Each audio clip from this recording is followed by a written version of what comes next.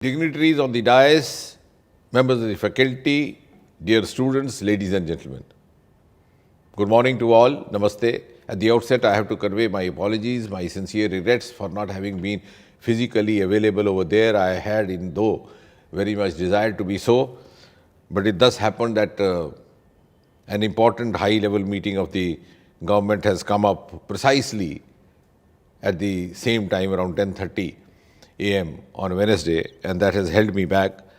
But I must say that I am going to miss you all much more than you all would possibly miss me.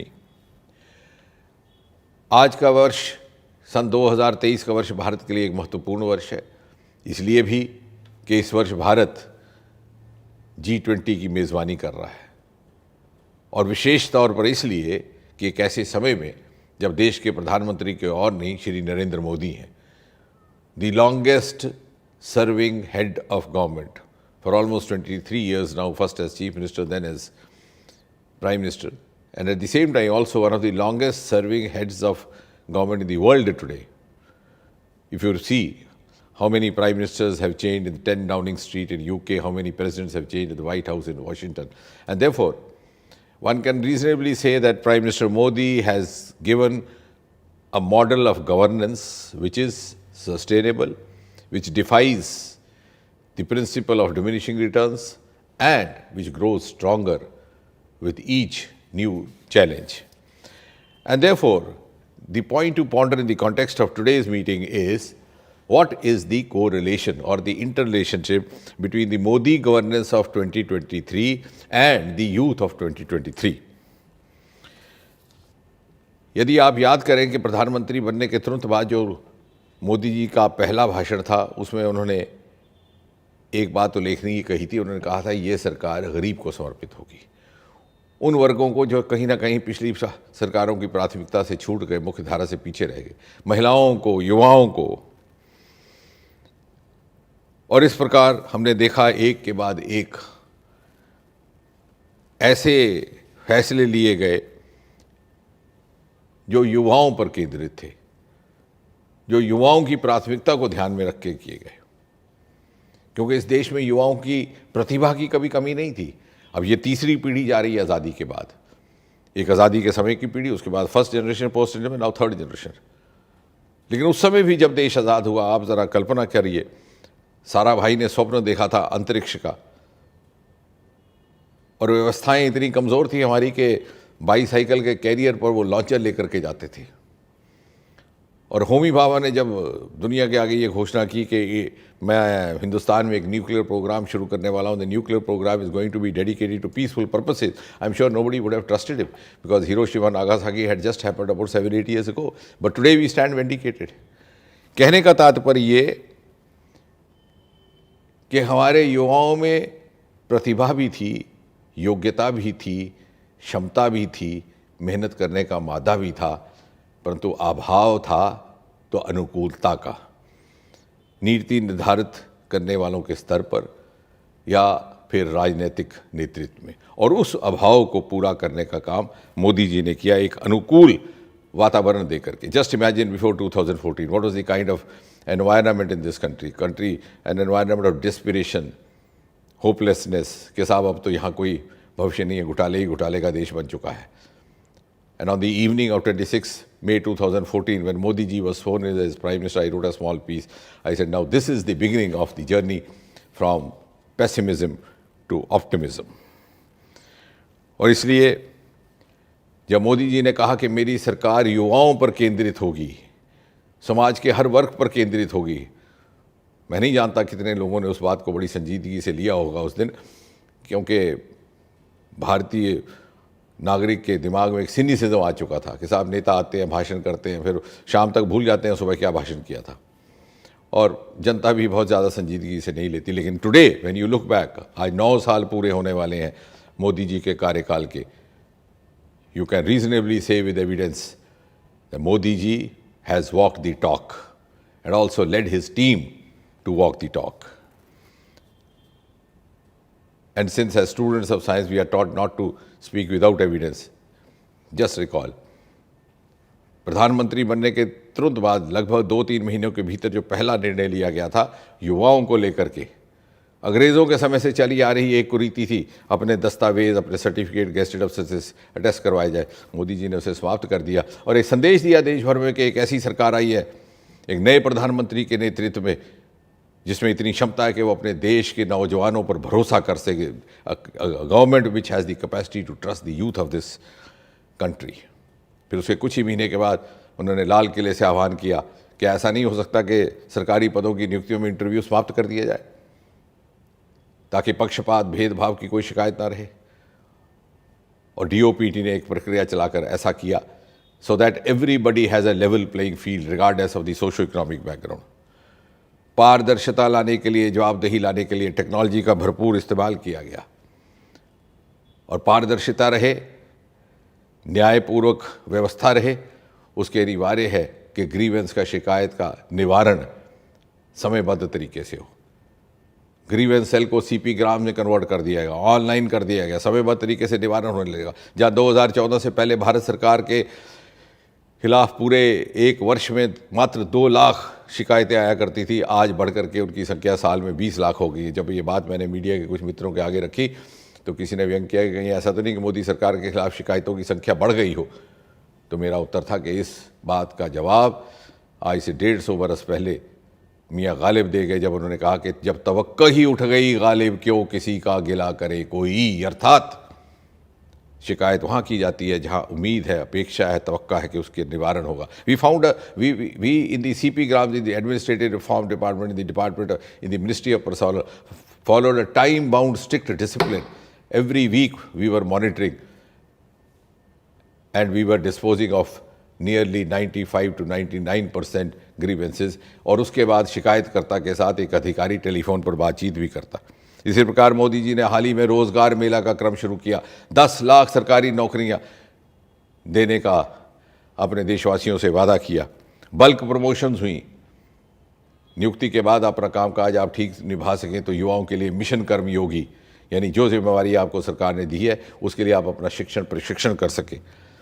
Prevention of corruption act सन 1988 में बनाया गया था, 30 साल के बाद 2018 में उसमें संशोधन लाया गया। The bribe giver also made as much culpable as bribe taker, ताकि कहीं ऐसा ना हो कि नौजवान अफसर हाल ही में नियुक्ति हुई हो और कोई अपनी रंजिश के कारण उसके खिलाफ शिकायत करे। जो शिकायत करेगा कि मैंने रिश्वत दी है वो भी जिम्मेवार ठहरा जाएगा। इतना ही नहीं, मोदी जी ने एक जागरूकता लाई नौजवानों के लिए कि सरकारी नौकरी के अतिरिक्त भी बहुत सारे विकल्प हैं इस देश में। लाल किले से आह्वान किया स्टार्टअप इंडिया, स्टैंडअप इंडिया। देखते ही देखते 350 से बढ़कर के स्टार्टअप्स की संख्या देश में 90,000 से पार कर गई, 100 से अधिक यूनिकॉर्न हो गए। ग्लोबल इनोवेशन इंडेक्स में हम 41 पैदान ऊपर आकर के 81 से 40 पर आ गए और भारतवर्ष दुनिया में स्टार्टअप इकोसिस्टम नंबर 3 पर खड़ा हो गया। बायोटेक्नोलॉजी, हमारे यहाँ इतनी बायोडाइवर्सिटी है, हिमालय से लेकर समुद्रों तक, उसकी तरफ किसी ने देखा नहीं था। 2014 से पहले बायोटेक स्टार्टअप्स हमारे मात्र 50 युवा थे, आज उसकी संख्या बढ़कर के 6,000 हो गई। Bio economy of India before 2014 was just $10 billion. Today it is $80 billion and the target is $100 billion by 2025. अनेकों नए आयाम which were exclusive to India. Aroma mission, lavender cultivation का एक नया स्टार्टअप का आयाम आप ही के बगल में भद्रवा से शुरू हुआ और पूरी टेक्नोलॉजी सपोर्ट भारत सरकार की ओर से प्रोडक्ट को मार्केट तक पहुंचाने के लिए। लगभग 3,000 इससे लोग जुड़ गए हैं और अपनी एक आमदनी से वो संतुष्ट हैं।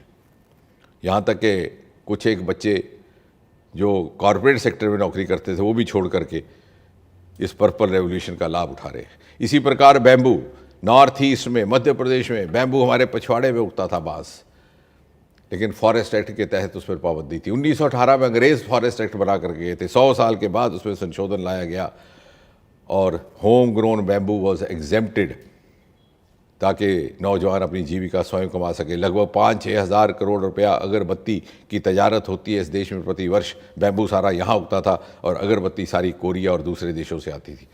अब उसका उत्पादन देश के भीतर होने लगेगा। स्टार्टअप्स के लिए ज़रूरी है शिक्षा, लेकिन शिक्षा के साथ साथ शायद उससे भी अधिक ज़रूरी है इनोवेशन, स्किल, सपोर्ट। एक आंकड़े आपके सामने रखूँगा, आप चकित रह जाएंगे। कन्वेंशनल एजुकेशन के क्षेत्र में सन 2014 में मात्र 725 विश्वविद्यालय थे इस देश में, उसमें 300 और अधिक जोड़ दिए गए, लगभग 50% केवल 9 वर्षों में, at the rate of 1 new university every week. Medical colleges केवल 145 थे 2014 में, उसमें 2060 का इजाफा किया गया, यानी जितने 70 साल में बने थे उससे अधिक 9 सालों में, at the rate of 1 college of medicine per day. इसी प्रकार डिग्री कॉलेज 5000 और जोड़ दिए गए, eight the rate of 2 degree colleges per day. ये सब इसलिए कि हर युवा को शिक्षा के लिए एक्सेसिबिलिटी रहे। ही शुड नॉट और she should not be deprived of receiving education simply because it's not available. Central university Jammu में पहली बार उत्तर भारत का पहला टीचिंग डिपार्टमेंट ऑफ स्पेस खोल दिया गया, और वहाँ दूसरी और कुछ एक त्रुटियों को दूर करने के लिए नेशनल एजुकेशन पॉलिसी 2020 डिग्री को किसी हद तक डीलिंक करते हुए, स्किल के साथ जोड़ते हुए। पहले क्या होता था कि 12वीं जमात ने युवा में इम्तहान दिया, मेडिकल सब्जेक्ट्स ले लिए, मेडिकल कॉलेज में दाखिला नहीं हुआ, बीएससी कर ली उसी बायोलॉजी में, बायो साइंसेज में, उसके बाद कोशिश की कहीं टीचर वीचर लग जाए, लेक्चरर लग जाए, वो भी नहीं हुआ, फिर एमएससी कर ली, फिर पीएचडी कर ली, फिर साइंटिस्ट बन गए। लेकिन यहाँ पर आपको मोहलत रहेगी, एग्जिट एंट्री, आप अपने सब्जेक्ट बदल सकते हैं, सब्जेक्ट कंबाइन कर सकते हैं, अपने एप्टीट्यूड के मुताबिक अपनी लाइन बदल सकते हैं, ताकि आपके स्किल को, आपके एप्टीट्यूड को पूरा एक्सप्रेशन मिले। ड्रोन्स एक नया क्षेत्र नौजवानों के लिए, पाबंदी थी, केवल आईआईटी के परिसर में उसका प्रयोग हो सकता था। हमारे ही विभाग ने, जो आपने देखा बोट लैब, 1000 ड्रोन का प्रदर्शन हुआ बीटिंग रिट्रीट के दिन, केवल 1.5 करोड़ रुपए का सहयोग उनको दिया गया था सरकार की ओर से। आज वो करोड़ों में खेल रहे हैं अपनी परफॉर्मेंसेस दे करके। अंतरिक्ष का विभाग गोपनीयता में काम करता था, मोदी जी ने उसको खोल दिया फॉर प्राइवेट प्लेयर्स। आज वहाँ 100 से अधिक स्टार्टअप है। अभी हाल ही में आपने देखा स्काई रूट नाम के स्टार्टअप ने अपना प्राइवेट रॉकेट वहाँ से लॉन्च किया। रोमा मिशन, बैम्बू का मैं जिक्र कर चुका। मुद्रा के लोन 7,700 करोड़ वितरित हुए हैं नौजवानों में से, जिनमें से 70% युवा महिलाएं हैं। ये सब बातें युवाओं को लेकर के, युवा केंद्रित, इनका हमें जानकारी रहे, ये कहना अनिवार्य है। लेकिन अब आवश्यकता है कि हम अपना माइंडसेट बदलें। मोदी जी ने बड़ी तेज़ रफ्तार से हमें ग्लोबल एरिना में आगे बढ़ाया है, लेकिन हमारे माइंडसेट में जो सरकारी नौकरी का वहम बैठ गया है, और हम समझते हैं कि रोज़गार का अर्थ केवल सरकारी नौकरी, उस वहम से हम निकलेंगे तो शायद कई और नए आयाम खुलेंगे। अभी हाल ही में उधमपुर में खादी का एक्सपो लगाया गया था, राष्ट्रीय स्तर का। 1 लाख करोड़ का खादी का टर्नओवर मोदी जी के आह्वान पर हुआ है। मोदी जी ने हमें मंत्र दिया, khadi for fashion, khadi for nation. 50,000 crore की सब्सिडीज़ जम्मू कश्मीर के नौजवानों के लिए, अधिकतर कश्मीर घाटी वालों ने उसका लाभ लिया। इस क्षेत्र में भी उसकी जागरूकता कम है। इसलिए मैं चाहूँगा कि नौजवान, ये सारी भारत सरकार की योजनाएं वेबसाइट्स पर अवेलेबल है, जानकारी उपलब्ध है, मोबाइल हमारी जेब में है। ऑनलाइन ट्रांसपेरेंट ऑब्जेक्टिव मैकेनिज़्म रख दिया गया है, जिसमें कोई किसी तरह का भेदभाव नहीं। और इससे आगे, my last part of the talk, the way forward from here, आपके शीर्षक में लिखा हुआ है, youth role in peace building, youth role in conflict prevention, and finally global consensus. We are, ladies and gentlemen, boys and girls, already a part of the global world. Whether we like it or not, we have no option but to be so. And therefore, if we have to move forward, we have to live up to global benchmarks, we have to live up to global parameters, we have to prepare ourselves for global challenges, and we have also to address the global concerns, चाहे वो climate change है, चाहे वो clean energy है। मोदी जी ने प्रधानमंत्री बनने के तुरंत बाद अंतर्राष्ट्रीय स्तर पर क्लाइमेट कंसर्न्स की बात की और भारत का रुतबा वहाँ बुलंद किया।